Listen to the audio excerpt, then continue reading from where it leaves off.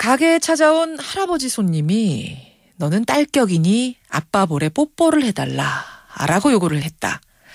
햄버거 가게에서 일을 했는데 얼굴에 종종 햄버거를 맞았다. 제가 방금 말씀드린 이 사례들 청년 아르바이트생들의 실제 경험담입니다. 우리 사회에서 이른바 감정노동을 하는 감정노동자들의 권익을 보호해야 한다. 이런 목소리 높아지고 있는데요. 특히 사회에 나가서 처음으로 노동을 하는 청년 아르바이트생들이 겪는 부당함은 우리가 생각하는 그 이상이라고 합니다. 어제 시민단체 청년유니온이 청년 감정노동 실태조사를 발표했는데 오늘 이 결과를 좀 들어보죠. 결과 듣기 전에 실제로 아르바이트를 했던 분의 경험담부터 들어보겠습니다. 익명으로 연결을 하죠. 나와 계십니까? 네, 안녕하세요. 지금 나이가 어떻게 되세요? 실례지만. 네, 지금 26살이에요. 26. 어떤 아르바이트 해보셨어요? 처음엔 텔레마케팅부터 시작해서 예. 네, 백화점 의류 판매도 해보고 심리상담연구소에서 이제 행정직도 해보고 예. 호프집이랑 이제 각종 행사 진행요원 같은 것도 했었고 초등학생 캠프 인솔교사랑 뭐 바텐더, 전단지 알바 이런 사무보조 등등 많은 알바를 해봤어요. 정말 많이 하셨네요. 다양한 분야에서. 몇 살 때부터 하셨어요? 이제 서울 올라와서 19살 때 대학교를 오게 됐는데 예. 그때부터 쭉 해왔던 것 같아요. 19살부터. 네. 자, 그런데 그 다양한 일 하면서 어떤 일을 겪으신 거예요? 뭐 소위 그냥 기분 나쁘신 많은 고객님들 혹은 손님들한테서 이제 많은 폭행도 많이 당하고 언어폭력? 네네. 예를 들면 언어폭력은 어떤 거요? 뭐 너의 책임이다라고 말을 하면서 약간 이년아 저년아 뭐 이런 정말 욕설 같은 것도 많이 하시는 분들도 많았고 텔레마케팅 알바를 할 때는 자기가 당이 떨어져서 피곤할 때라는 이유로 한 40분간 계속 욕을 하시던 분들도 계셨고 그래요. 뭐 호프집이나 이제 뭐 바텐더 같은 거 일을 할 때는 자기 딸 같다고 하면서 얼굴에 뽀뽀를 해달라. 심지어 제가 크리스마스였는데 정말 최악의 크리스마스로 기억되는 날인데 제가 앞에서 소개했던 그 사례의 주인공이시군요. 그러니까. 네네. 예, 할아버지가 너 딸 같은데 내 볼에 뽀뽀 좀 해봐 이런 게. 네네. 뭐 그 이외에도 반말을 듣는 건 기본이고. 자, 언어폭력 네. 그렇고요. 또 다른 식의 어떤 또 부당함을 경험했습니까? 네, 그 중에 이제 듣기 싫은 이야기들, 뭐 성적인 이제 비하감을 줄 때는 사실 언어폭력을 넘어서서 예. 인격에 대해서도 이제 폭력을 당한다 이런 느낌을 많이 받았었던 것 같아요. 성적인 언어폭력은 예를 들면 어떤 식이에요?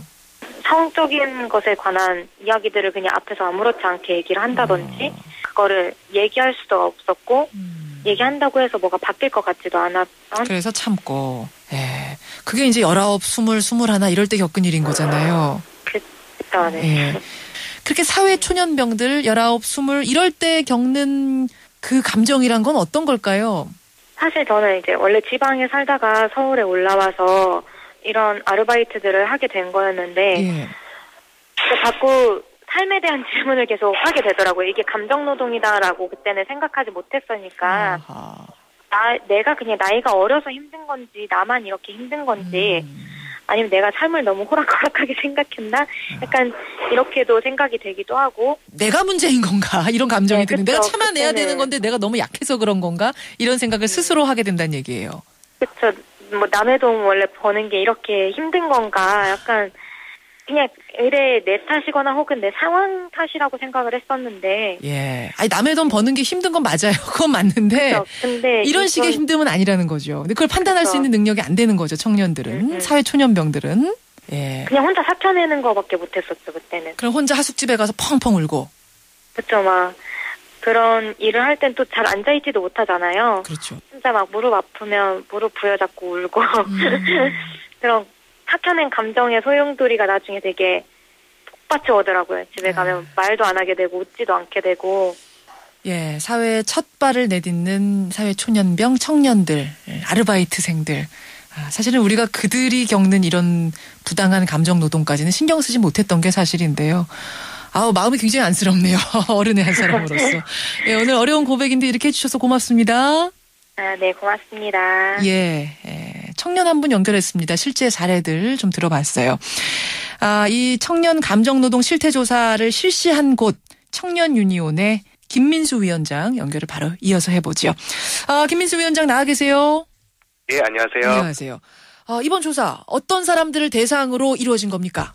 편의점이나 커피숍, 그러니까 우리 주변에서 흔히 볼 수 있는 아르바이트 매장에서 일하시는 분들을 대상으로 조사했고요. 예. 225명이 조사에 참여하셨습니다. 225명에 대한 어떤 심층 조사 결과예요.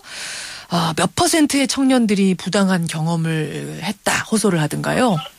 일단 이 아르바이트 하시는 분들 중에서 부당한 대우에 노출된 경험이 있다, 한 번이라도, 예, 뭐 이제 그게 욕설을 듣는다거나, 신체적인 위협, 아니면 성희롱과 같은 성폭력을 모두 포함하는데요. 단 한 번이라도 이런 경험이 있다고 응답하신 분들이 전체 응답자 4명 중에 3명꼴입니다. 4명 중에 3명꼴? 예, 맞습니다. 그래요. 좀 더 자세하게 결과 들어볼까요? 서면에 응답하신 분들 중에서 이 85.4%가 자기 기분과 상관없이 항상 웃거나 즐거운 표정을 지어야 한다, 이렇게 답했습니다. 그야말로 대표적인 감정 노동이죠. 예, 그렇습니다. 예. 이게 아무래도 소비자가 왕이다, 무조건 잘해야 된다, 이런 인식들이 깔려 있다 보니까 이분들도 나이도 어리고요. 그래서 이분들을 보호할 수 있는 어떤 장치도 마련되어 있지 않은 것이 이번 조사의 결과의 핵심입니다. 예, 자세한 사례들, 이번 조사에서 나온 자세한 사례들을 좀 더 들어봤으면 좋겠는데, 보시면서 와, 이거는 정말 해도 너무했다 하는 기억나는 사례. 여러 가지 사례들이 들어오는데요. 그래서 이제 계산할 때 카드나 동전을 그냥 집어 던지는 손님도 있었고, 계산대에서. 네네, 그렇죠. 네, 아니면 뭐 이상이 없는 커피인데 맛이 없으시다면서 욕설을 퍼붓다가 매장 바닥에 음료를 그냥 쫙 쏟아버리고 나가버린 손님도 있다고. 아니, 왜 이렇게 커피 맛없게 타왔어? 이러면서. 예, 그렇죠. 네, 마셔보면 아무런 이상도 없는 커피인데 말이죠. 예. 이 나이 어린 여성분들이 주로 일하는 아르바이트 매장들이야말로 이 어떤 성희롱 성추행 사건에 노출되기 굉장히 쉬운 영역이거든요. 뭐 거슴돈을 주는데 뭐 손등을 쓰다듬으시는 분들도 있고 굉장히 많은 사례가 들어왔습니다. 참 청년 감정 노동자들 많습니다. 청년 아르바이트생이 참 많잖아요, 지금. 취업도 어렵고 대학 등록금 벌어야 하고 하니까 아르바이트 하는 청년들이 참 많은데 어떤 해결책이 가능할까요? 고용노동부가 그간 텔레마케터나 백화점 직원분들을 대상으로 한 감정노동 대책들은 좀 내놓고 있는데 이 아르바이트생들은 이제 감정노동하는 게 아니다, 이렇게 생각하면서 대책이 없거든요. 그래서 이제 이런 사업장에 대한 관리 감독도 나가야 되고, 또 필요하다라면 심한 우울증을 앓고 있는 아르바이트생들을 대상으로 해서는 심리 상담이나 취업 프로그램, 이런 것들을 운영할 필요도 있다고 생각합니다. 심한 우울증을 겪는 경우까지 있습니까? 예, 아르바이트를 굉장히 좀 여러 군데서 수행하신 분들 같은 경우에는 자기 스스로 자존감도 너무 낮아지고 또 공격성도 생기고 나중에 가서는 이제 사람들을 만나는 것이라든지 아니면 더 일을 하는 어떤 취업 자체를 거부하게 되는 증상까지 나타났다. 그래요. 이렇게 호소하시는 분들도 있었습니다. 사회 전체로도 손실이네요. 예, 굉장한 손실이라고 볼 수 있습니다. 알겠습니다. 오늘 말씀 잘 들었습니다. 고맙습니다. 네, 감사합니다. 예, 청년 유니온의 김민수 위원장이었습니다.